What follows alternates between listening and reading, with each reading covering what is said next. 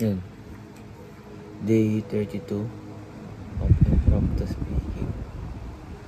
And yun. Nakuha kong word, I think. Mag-isip. Diba? Mag-isip. Isa sa mga problema ko sa thinking or think which is naniwala kasi ako sa teorya. Doon siya teorya. Naniwala ako sa lahat ng bagay madadaan mo sa tolerance, diba?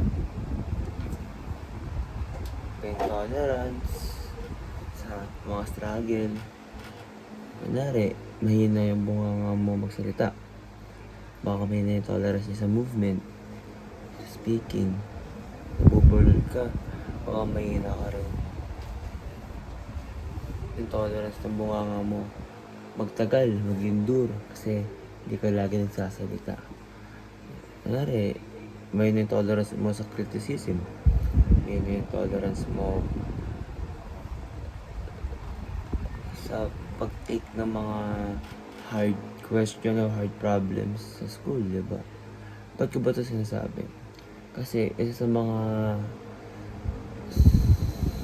tawag dito, parang pinagsisiyan ko paglaki is hindi ko masyadong ginamit yung utak ko. Hindi ako masyado nagtithink yung bata ako. Kaya ngayon parang naghahabol ako ng talino.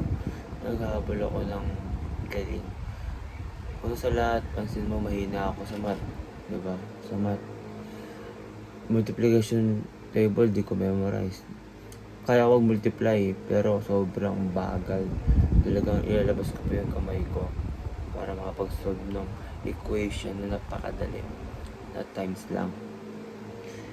Ayun, parang di ako nasanay mag-isip. Kunwari gagawa ng project, di ako nagawa ng project. Nagawa ko yung mga pinsa ko yung nagawa ng project. At syempre di nasanay, diba? Yung utak ko na mag-brainstorm, mag-craft, diba? Mag-isip, mahirapan sa paggagawa ng project. Hindi siya nahirapan. Kaya ito, parang medyo bagal ako na mag-isip. Parang nakikita ko hindi yung mga lacking ng mga bagay sa akin. At syempre, masakit na na-realize ko na ganun. Pero buti na lang na-realize ko pa rin. Ayun. Think. Tapos na. Di lang rinig.